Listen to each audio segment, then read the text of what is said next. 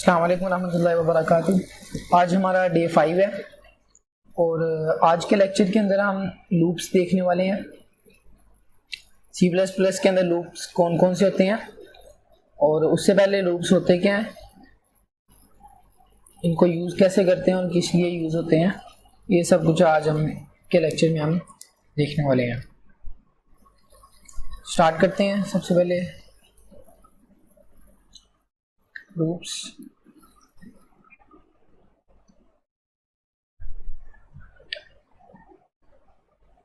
Loops हमारे पास iteration के लिए यूज होते हैं। मतलब ये है कि कोई काम ऐसा है जो कि हम बार बार रिपीट करवाना चाहते हैं, तो उसके लिए हम लूप्स को यूज करते हैं। रेदर देन मैनुअली हम एक ही काम को बार बार रिपीट करें, तो हम क्या करते हैं, लूप्स का यूज करते हैं। फॉर एग्जांपल, अगर मुझे 1 से 10 तक गिनती टाइप करनी है, ठीक है, तो मेरे पास दो तरीका है। मैं क्या करूंगा, मैं cout 1 cout 2 और 3 4 5 6 इस तरह मैं इसको लास्ट तक लिखूंगा, 10 तक गिनती। अगर 10 तक गिनती लिखनी हो तो फिर तो खैर है, 20 तक भी खैर है।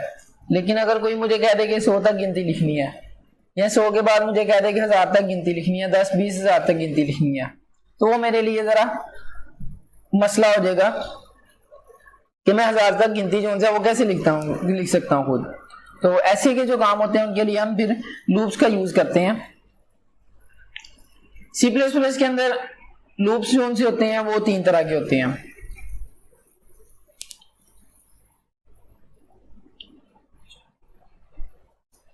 There are 3 loops in C++। उसमें से जो हमारा पहले नंबर पे लूप है वो है for लूप, सेकंड नंबर पे हमारे पास while लूप है, एंड थर्ड नंबर पर हमारे पास do while लूप। ये कुछ 3 तरह के लूप्स होते हैं C++ के अंदर जिनको हम यूज कर सकते हैं। अगेन लूप होते क्या है कि कोई ऐसा काम जो हमें रिपीटेडली करवाना हो, बार बार हमें एक ही एक्शन परफॉर्म करना हो, तो हम क्या करते हैं, उसके लिए लूप्स का यूज करते हैं। तो लूप जो से हमारा C++ के अंदर 3 तरह के लूप्स होते हैं, for loop, while loop and do while loop. Start करते हैं हम। सबसे पहले फॉर लूप देखते हैं कि फॉर लूप कैसे काम करता है। मैं यहाँ पे कोड लिख लेता हूं।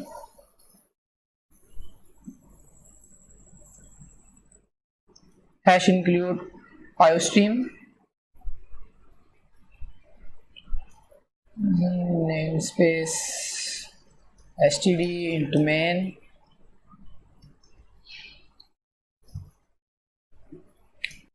and for loop।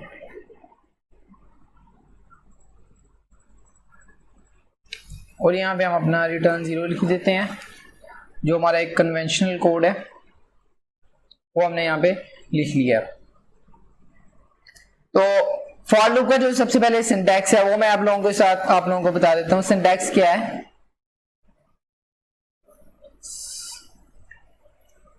सबसे पहले हमने अपना कीवर्ड लिखना है फॉर, उसके बाद ब्रैकेट में हमने सबसे पहले लिखना है यहाँ पे इनिशियलाइजेशन। सबसे पहले हमने क्या परफॉर्म करवानी है, इनिशियलाइजेशन परफॉर्म करवानी है। होती क्या है इसको हम अभी देखते हैं। उसके बाद हमने सेमीकोलन लगाना है। सबसे पहले हम इनिशियलाइजेशन सेमीकोलन के बाद हम यहां पे करेंगे कंडीशन। हम कोई कंडीशन यहां पे लिखेंगे। अगर मुझे काम करवाना है तो मुझे इसके लिए कोई कंडीशन लगानी पड़ेगी ना, कि मुझे उसको कितनी दफा करवाना है। अगर एक काम मुझे बार बार करवाना है तो उसके लिए मुझे ऑफ कोर्स कोई कंडीशन देनी पड़ेगी कि मुझे वो काम इतनी दफा करवाना है।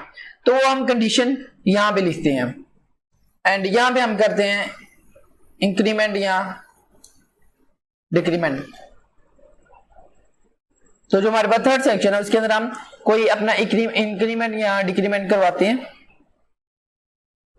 उसके बाद हमारा यहां पे होता है ब्लॉक ऑफ कोड। तो ये हमारे पास फॉर लूप का एक सिंटैक्स होता है, लिखने का तरीका। ब्लॉक ऑफ कोड हम यहां पे लिखते हैं। हम एग्जांपल ले लेते हैं। मैं यहां पे लिखता हूं let's say int a is equal to 5। सबसे पहले हम यहाँ पे लिखते हैं फॉर के अंदर सबसे पहले हम यहाँ पे अपनी इनिशियलाइजेशन करवाएंगे, जिसमें int i is equal to 0। Let's say मैंने i को यहाँ पे 0 कह दिया, int i is equal to 0। उसके बाद हम अपनी यहाँ पे कंडीशन लिखेंगे, जब तक i जोन से है वो स्मॉलर देन इक्वल टू 10 है, जब तक i की वैल्यू स्मॉलर देन और इक्वल टू 10 रहती है तब तक क्या करो, i के अंदर इंक्रीमेंट करो, ठीक है। एंड उसके बाद हम यहाँ पे अपना ब्लॉक ऑफ कोड लिख देते हैं। मैं यहाँ पे लिखता हूँ सी आउट ए क्या हमारे पास, मैंने यहाँ पे 5 दिया हुआ है और मैं यहाँ पे मल्टीप्लाई का साइन लगाता हूं और यहाँ पे मैं i लिखता हूं, then is equal to a multiplied by i और यहाँ पे मैं एक कैंडल लगा देता हूं। ओके, इसको मैं एक्सप्लेन करता हूं। यहाँ पे हमने किया गया है, मैंने यहाँ पे इज इक्वल टू 5 लिया। हम यहाँ पे एक्चुअल में जो 5 का टेबल होता है, 5 का पहाड़ा, वो हम लिखने लगे हैं। मैंने a की वैल्यू 5 ले ली है और उसके बाद मैंने यहाँ पे i को इक्वल टू 0 कर दिया। पहाड़ा जो सा वो 1 से स्टार्ट होता है तो हम इसको 1 कर देते हैं, int i is equal to 1 कर देते हैं, ठीक है। और यहाँ पे मैंने क्या किया, सबसे पहले मैं अपने 5 a को प्रिंट करवाया जो कि वैल्यू 5 है और उसके बाद मैंने स्ट्रिंग 2 यूज किए हैं, 5 मल्टीप्लाइड बाय i, मतलब 5 multiplied by 1 is equal to, और मैंने यहाँ पे 5 को 1 के साथ मल्टीप्लाई कर दिया है। कोड को हम रन करते हैं,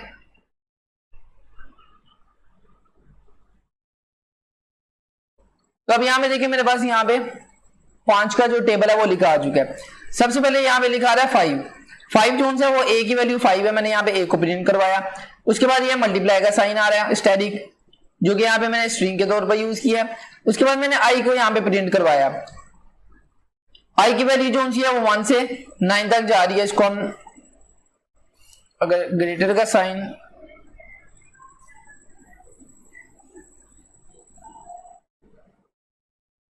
इसको हम 11 कर देते हैं ताकि हमारा जो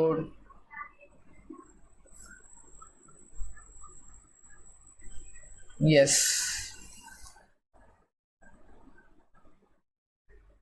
ओके। उसके बाद ये हुआ कि i की जोन सी थी वैल्यू सबसे पहले 1 थी और यहाँ पे 1 प्रिंट हो गया और a multiply by 1 is equal to 5। अब हुआ सबसे, इसका जो फ्लो होता है वो कुछ इस तरह से होता है। सबसे पहले ये इनिशियलाइजेशन होती है, सबसे पहले यहाँ पे इनिशियलाइजेशन होती है और याद रखिएगा इनिशियलाइजेशन सिर्फ एक ही दफा होती है। जो कोड हमारा स्टार्ट होना होता है, जो पहला इनिशियलाइज होना होता है वो एक ही दफा होता है। यहां पे मैं स्टेप लिख देता हूं। सबसे पहले हमारा क्या होगी, इनिशियलाइजेशन।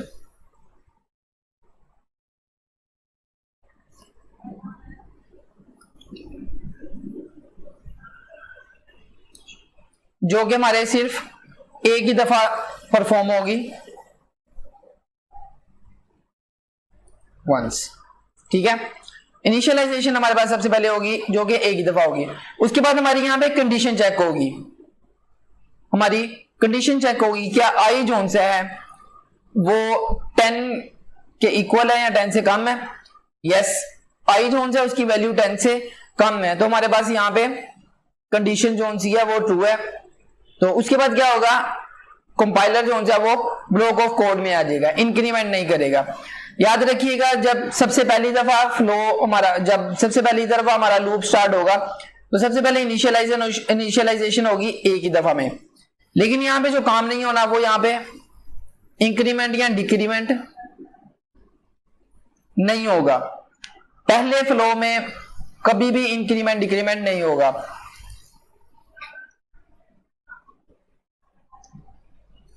इटरेशन,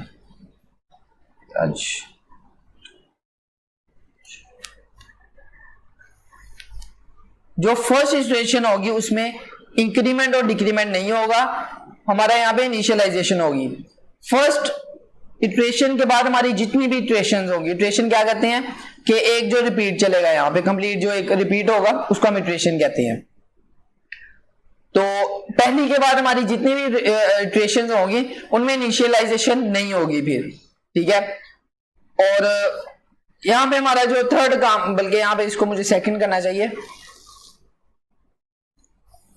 सेकंड नंबर पर हमारी यहां पे कंडीशन चेक होगी, हमारी कंडीशन चेक होगी। अगर तो हमारी कंडीशन ट्रू होती है तो ब्लॉक ऑफ कोड के अंदर आ जाएंगे, ठीक है, हमारा ये एक्शन या इंस्ट्रक्शन एग्जीक्यूट हो जाएगा। अदरवाइज कंपाइलर क्या करेगा, वो लूप से बाहर आ जाएगा। कंडीशन चेक होगी ट्रू और फॉल्स। अगर कंडीशन ट्रू जाती है तो हमारी इटरेशन परफॉर्म होगी, अगर इटरेशन ट्रू नहीं, हमारी कंडीशन ट्रू नहीं होती, फॉल्स होती है, तो हमारा यहाँ पे कंपाइलर जो है वो ब्लॉक ऑफ कोड के अंदर मूव नहीं करेगा, वो वहीं से बाहर चला जाएगा। तो इस तरह यहाँ पे ये एक्शन परफॉर्म हुआ। ये एक्शन परफॉर्म होने के बाद मेरा कंपाइलर वापस जाएगा कंडीशन पे, ठीक है। कंडीशन चेक हुई है और जो यहाँ पे थर्ड स्टेप हमारा होगा वो यहाँ पे होगी execution of block of code.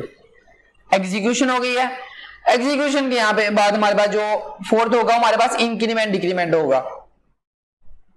Execution एक दफा हमारे ब्लॉक की हो गई है, उसके बाद क्या होगा, आई के अंदर इंक्रीमेंट हो जाएगा, ये वाला एक्शन परफॉर्म होगा।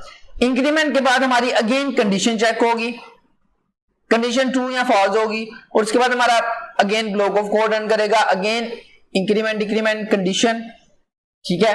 तो जो हमारा लास्ट इटरेशन होगी, जो हमारी लास्ट इटरेशन होगी उसमें क्या होगा कि आई जोन है यहाँ पे 10 था, a multiplied by 10 is equal to 50 आ गया। उसके बाद ये वाला एक्शन परफॉर्म हुआ और i की वैल्यू 11 हो गई, i की वैल्यू 11 हो चुकी है। जब ये कंडीशन चेक हुई अगेन तो i की वैल्यू 11 थी, मतलब 10 से ज्यादा है, तो हमारे पास यहाँ पे एक्शन ये वाला परफॉर्म नहीं हुआ, ये वाला इंस्ट्रक्शन एग्जीक्यूट नहीं हुई, हमारा कंपाइलर जो सा था वो ब्लॉक ऑफ कोड से बाहर आ गया। तो i की वैल्यू हमारे पास जो होगी एट लास्ट पे हमारी जो वैल्यू होगी वो हमारे पास 11 होगी। अगर मैं यहाँ पे सी आउट आई करवाता हूं तो आप देखिएगा हमारे पास यहाँ पे i की वैल्यू 11 होगी, सी आउट आई। ओके, हम यहाँ पे i को नहीं करवा सकते बिकॉज i जोन सा वो हमने फॉल लूप के अंदर उसको डिक्लेयर किया था, तो इसलिए हम उसको यहाँ पे नहीं करवा सकते। अगर मैं यहाँ पे इसको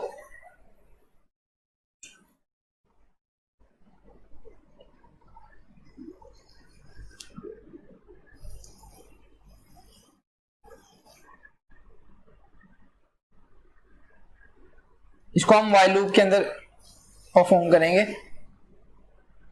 ओके, तो ये हमारे पास फॉर लूप का जो स्ट्रक्चर होता है, फॉर लूप कुछ इस तरह से काम करता है। आई को हम लूप के बाहर नहीं यूज कर सकते क्योंकि हमने उसको लूप में डिक्लेयर किया था और इसलिए हम इसको लूप के बाहर नहीं यूज कर सकते। ओके, सेकंड नंबर पर हमारे पास है व्हाइल लूप। इसको मैं एक सेकंड के लिए क्लोज करता हूं और यहां पे मैं व्हाइल लूप का कोड लिखता हूं। व्हाइल लूप का जो हमारे पास सिंटैक्स है वो कुछ इस तरह से है कि हमारा जो इनिशियलाइजेशन होती है वो ब्लॉक के बाहर होती है।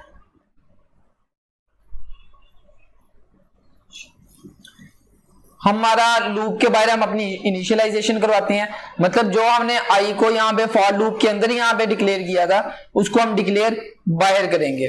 उसके बाद व्हाइल के अंदर हम अपनी कंडीशन लिखते हैं। कंडीशन के बाद हमारे यहाँ पे ब्लॉक ऑफ कोड होता है और साथ हम फिर increment decrement block of code के अंदर करते हैं। तो ये हमारे पास व्हाइल लूप का एक स्ट्रक्चर होता है, व्हाइल लूप का सिंटैक्स होता है, कुछ इस तरह से हमारे पास व्हाइल लूप काम करता है। हम यही जो हमारा टेबल था 5 का हम इसी को करवा लेते हैं। मैं यहाँ पे int I is equal to 1 और int a is equal to हम यहाँ पे 7 ले लेते हैं और अब हम जो 7 का टेबल है वो व्हाइल लूप को यूज करते हुए डिस्प्ले करवाते हैं। मैं यहाँ पे लिखता हूं व्हाइल और यहाँ पे हमने अपनी कंडीशन लिखनी है कि जब तक हमारी आई की वैल्यू जोन सी है वो स्मॉलर देन इक्वल टू 10 है तो क्या करो। तो हमने करना ही है कि मैं इसी को यहां से कॉपी करता हूं, ये वाला कोड मैंने यहां से कॉपी किया और इसको मैं यहीं पे लिख देता हूं, यहां तक किसी को कोई इतराज हो। ओके, अब अगर मैं इसको रन कर देता हूं तो मेरे पास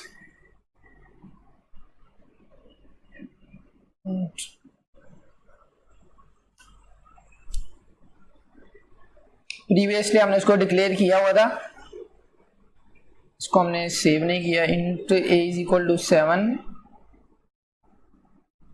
कि मुझे इस सारे को यहाँ पे कमेंट करना पड़ेगा क्योंकि a जो से हमने बाद में डिक्लेयर किया। Int i is equal to 0 i।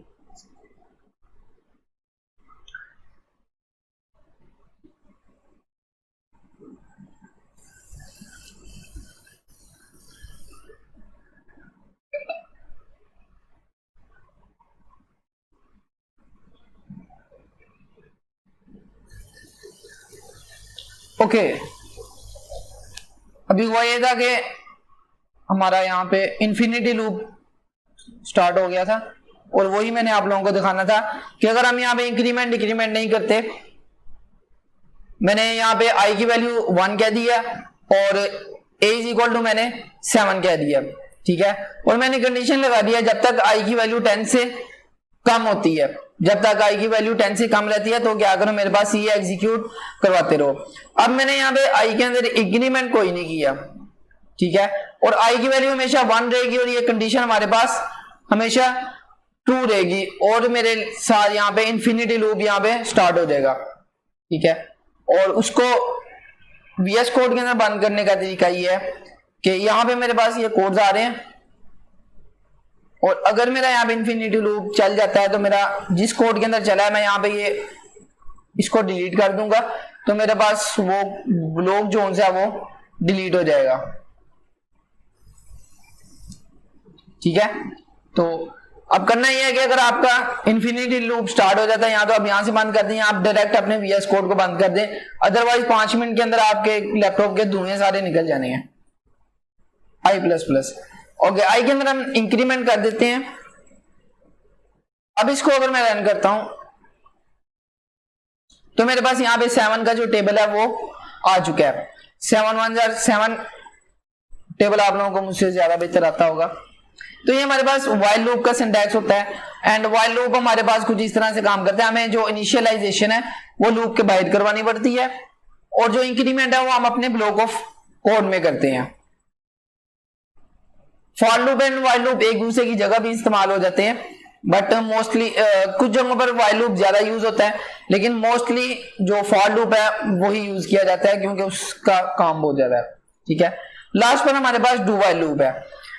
Okay, इसमें होता है इस तरह के जो हमारे पास for loop and while loop है इसके अंदर हमें कंडीशन जो सी है वो पहले लगानी पड़ती है, पहले कंडीशन चेक होती है उसके बाद कोड जो है वो रन होता है। पहले कंडीशन चेक होती है उसके बाद ब्लॉक ऑफ कोड रन होता है।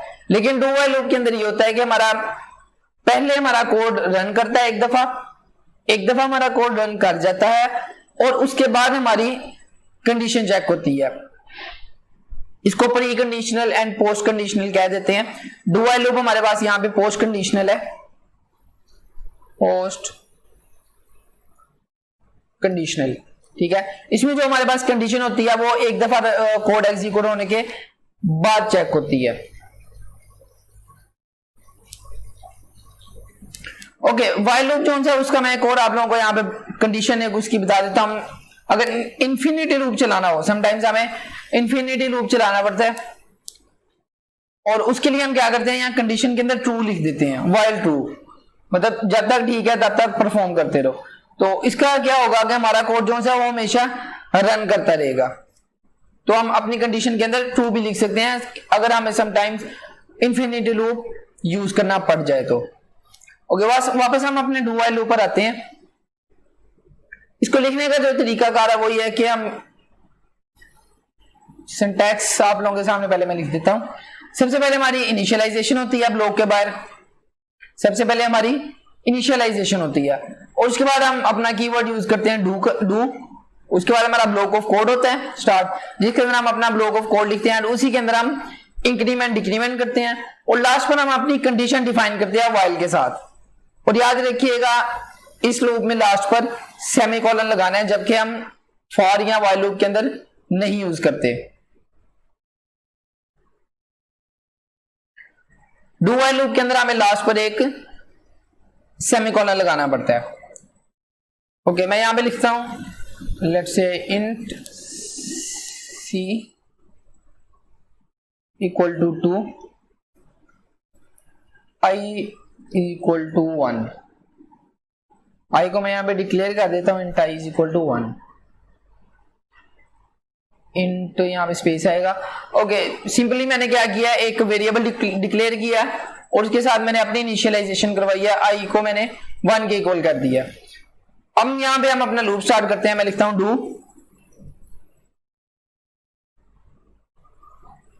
डू के अंदर हम अपना ब्लॉक ऑफ कोड जो भी हमने रन इंस्ट्रक्शन एग्जीक्यूट करवानी है वो हम यहां पे लिखेंगे। मैं यहां पे अगेन हम टेबल ही बना रहे हैं और यहां पे हमने अब ए की जगह सी यूज किया है,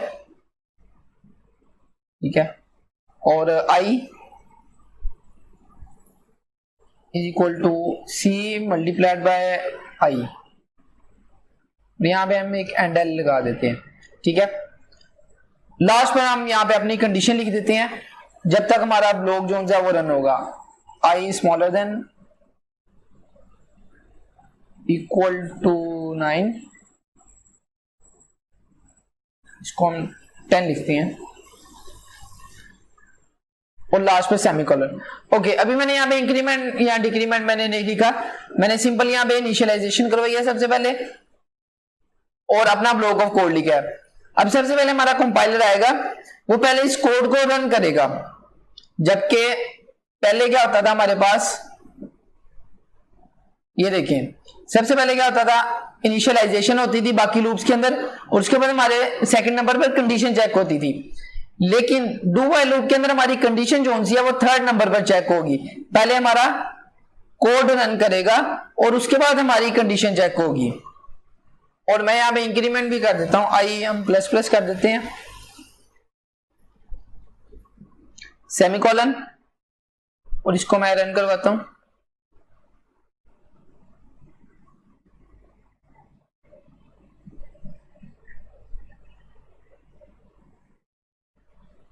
ओके, यहां पे हमें एक इक्वल का साइन लगा देना चाहिए, is equal to.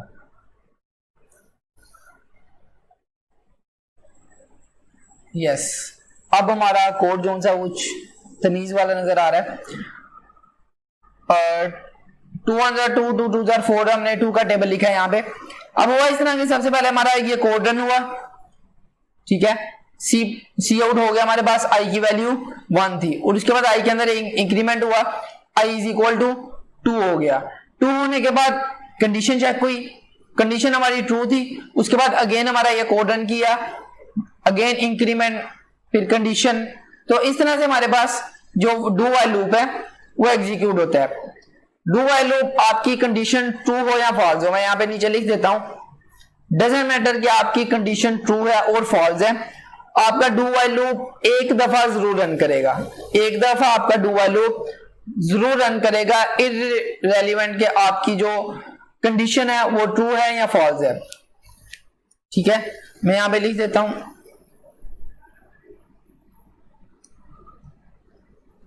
Do while loop code एक दफा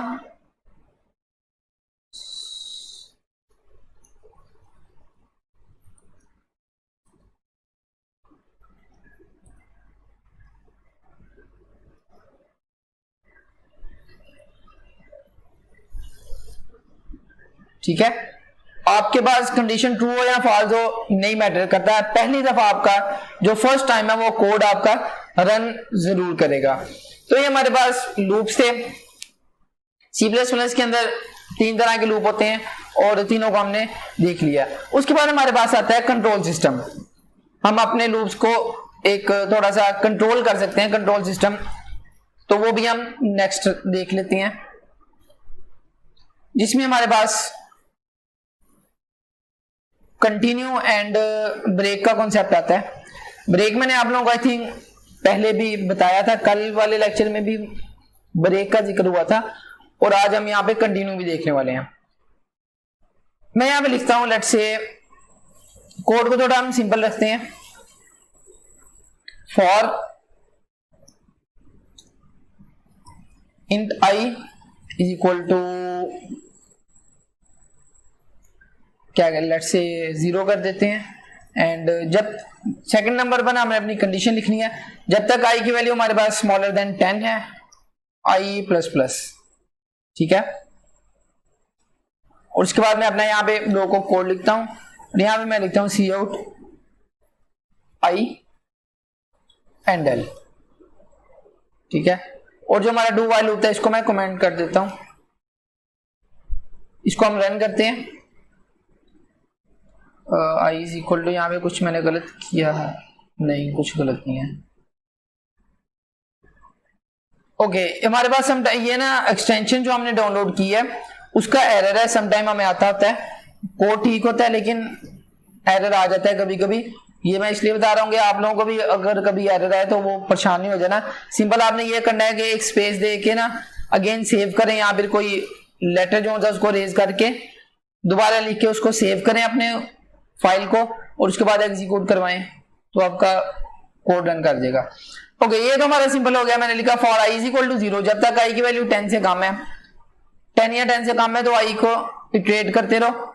और हमारे पास यहाँ पे आई 0 से लेकर 10 तक प्रिंट हो चुका है। ओके, अब मैं चाहता हूं कि मेरे पास आई जोन है 0 से लेकर 10 तक प्रिंट हो, मेरे पास जो काउंटिंग है वो 0 से 10 तक प्रिंट हो, लेकिन 5 जोन है ना ये ना लिखा जाए, 5 मेरे पास एग्जीक्यूट ना हो, 5 जोन है वो ना लिखा जाए, लेकिन 0 से 10 तक हो जाए। इसका एक तरीका तो ये हो सकता है मैं 2 लूप लगा लूं। मैं यहाँ पे इसको 10 की जगह मैं यहाँ पे लेट्स से 4 कर दूं, और इसी तरह का मैं एक और लूप बना लूं, और यहाँ पे आई की वैल्यू मैं 6 दे दूं, और यहाँ पे मैं 10 कर देता हूं। अब मैं मुझे यहाँ पे 2 लूप यूज करने पड़े हैं, जिसमें मैं 5 को यहाँ पे स्किप कर रहा हूं। आई जो है वो 1 से 4 तक प्रिंट होगा, और यहाँ पे 6 से 10 तक। एक तो मेरे पास ये तरीका है, लेकिन ये कोई अच्छा तरीका कार नहीं है, अच्छे बच्चे ऐसे नहीं करते। इसको रन कर देते हैं एक दफा, तो ये देखिए मेरे पास 0 1 2 3 4 5 जो है स्किप हो चुका है, और उसके बाद 6 से 10 तक लिखा आ रहा है। लेकिन हमारे पास इससे एक बेहतर तरीका है, हम यहाँ पे कंटिन्यू का यूज करते हैं। कंटिन्यू क्या करता है, स्किप द इटरेशन, वो आपकी जो एक इटरेशन चल रही होती है उसको स्किप कर देता है। फॉर एग्जाम्पल मैं यहाँ पे एक इफ लगाता हूं, इफ की यहाँ पे मैं कंडीशन लिखता हूं, इफ आई इक्वल टू 5, मैं 5 को प्रिंट नहीं करवाना चाहता, तो मैंने यहां पे लिखा है इफ आई इक्वल टू 5, तो कंटिन्यू। कंटिन्यू का मतलब यह है कि अगर आई जो है वो 5 के इक्वल हो जाता है तो आपने इस इटरेशन को छोड़ के आगे मूव कर जाना है, ठीक है। जैसे सीढ़ियां नहीं चढ़े होते, किसी को जल्दी हो तो वो एक सीढ़ी छोड़कर दूसरी सीढ़ी पर पांव रख लेता है, एक सीढ़ी छोड़कर। तो वो जो एक सीढ़ी छोड़ी है ना, वो हमने यहाँ पे एक इटरेशन को छोड़ दिया, ठीक है। अब आई की वैल्यू अगर 5 होगी ना तो हमारे पास ये वाला कोड रन नहीं करेगा, वापस से इंक्रीमेंट हो जाएगा। जैसे ही आई की वैल्यू 5 होगी हमारे पास ये कोड नहीं रन करेगा, ये इटरेशन स्किप हो जाएगी, यहां पर हमारा इंक्रीमेंट हो जाएगा, जो एग्जीक्यूशन वाला पार्ट था वो रन नहीं होगा। इसको मैं यहां पे करता हूं रन। भाई साहब क्या कर रहे हो,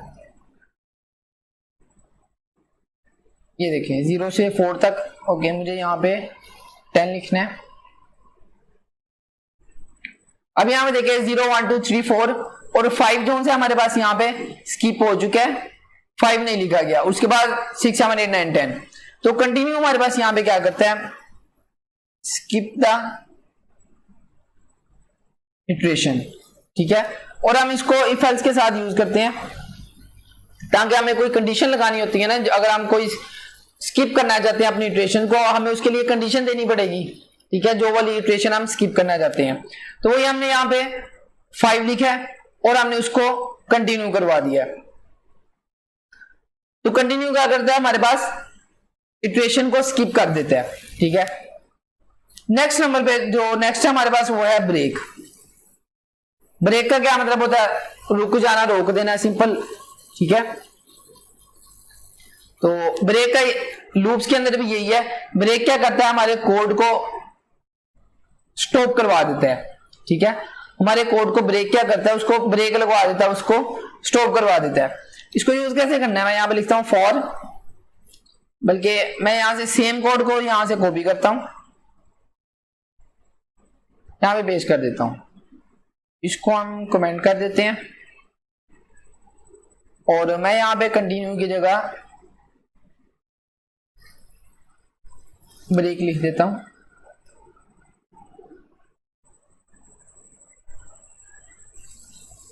ब्रेक, ब्रेक का क्या मतलब है? ब्रेक का मतलब यह है कि हमारा जो कोड है, हमारा जो इटरेशन है, उसको रोक दो, वहीं पे फुल स्टॉप लगा दो, ठीक है। कंटिन्यू में हमारे पास क्या था? इटरेशन जो सी थी वो स्किप हुई थी, लेकिन ब्रेक क्या करेगा? हमारे इटरेशन को रोक देगा वहीं पे।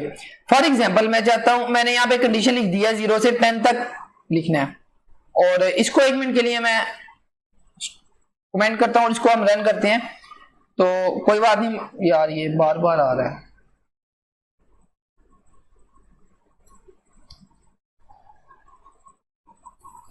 क्लियर, ये देखें मेरे पास 0 से लेके 10 तक रन हो चुका है। अब मैं चाहता हूं कि 7 के बाद मेरे पास मेरा जो कोड है वो रन ना हो, जो इटरेशन है वो रुक जाए, फॉर लूप रुक जाए। मुझे बस 7 तक प्रिंट करवाना है, 10 तक प्रिंट नहीं करवानी। तो मैं यहां पे क्या करूंगा? मैं यहां पे ब्रेक का यूज करूंगा, ठीक है। और 5 की जगह मैं यहां पे 7 लिख देता हूं। 5 की जगह मैंने यहां पे 7 लिख दिया और अब इसको हम रन करते हैं। तो ये देखिएगा मेरे पास जैसे ही आई की वैल्यू 7 हुई, जैसे ही आई इक्वल टू 7 हुआ, उसने क्या किया? ब्रेक कर दिया। ब्रेक का मतलब यह है कि ये फॉर लूप जोन है ये खत्म हो जाएगा। कंपाइलर जो है वो ब्रेक के बाद ना तो वो ये रन कोड रन करेगा और ना ही वो वापस इटरेशन की तरफ आएगा। जो कंपाइलर होगा वो हमारे पास यहाँ पे फॉर लूप से बाहर यहां पे आ जाएगा, ठीक है। फॉर लूप से हमारा जो कंपाइलर है वो बाहर आ जाएगा, इसको रोक देगा। अच्छा, यहां पे छोटे से एक्सपेरिमेंट करते हैं। मैं यहाँ पे यूजर से एक वैल्यू ले लेता हूं। मैं लिखता हूं इंट ए और सी आउट। यहां पे मैं लिखता हूं राइट ए नंबर,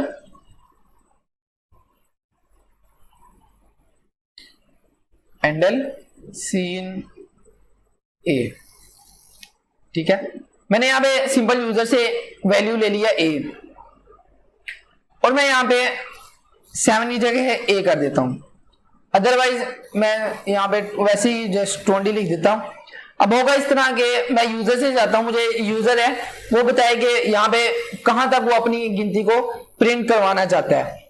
अब यहाँ पे मैंने 20 लिख दिया। आई जोन से वो स्मॉलर देन इक्वल टू 20 है और जो यूजर के पास रेंज है वो 20 होगी, ठीक है। वो 20 के दरमियान जितनी उसको अपनी क्या कहते हैं गिनती जो सी अपनी काउंटिंग है उसको प्रिंट करवाना है वो करवाए। और मैंने यहाँ पे खुद कंडीशन दी है, देने की बजाय मैंने यूजर से यहाँ पे वैल्यू ले लिया। इसको रन करता हूं मैं।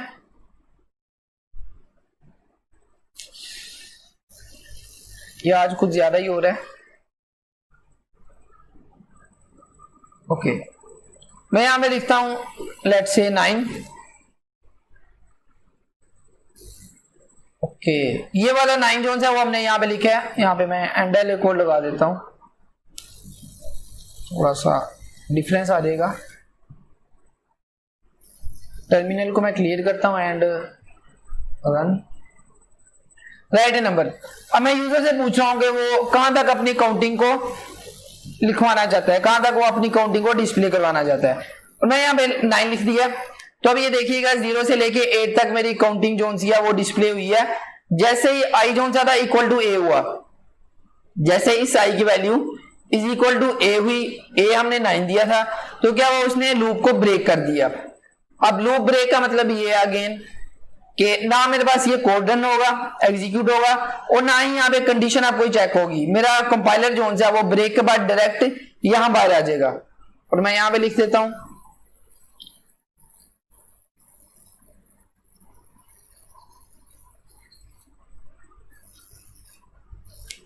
ठीक है, इसको रन करते हैं।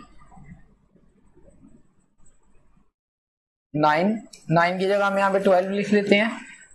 ओके, ये देखें 11 तक हमारा कोड रन हुआ और जैसे ही आई की वैल्यू 12 हुई, 12 होने के बाद हमने देखा कि आई इज इक्वल टू 12 हो चुका है और आई 12 होते ही उसने डायरेक्ट ये वाला कोड रन किया जो कि हमारा लूप से बाहर है, डायरेक्ट ये वाला हमारा कोड रन हुआ है।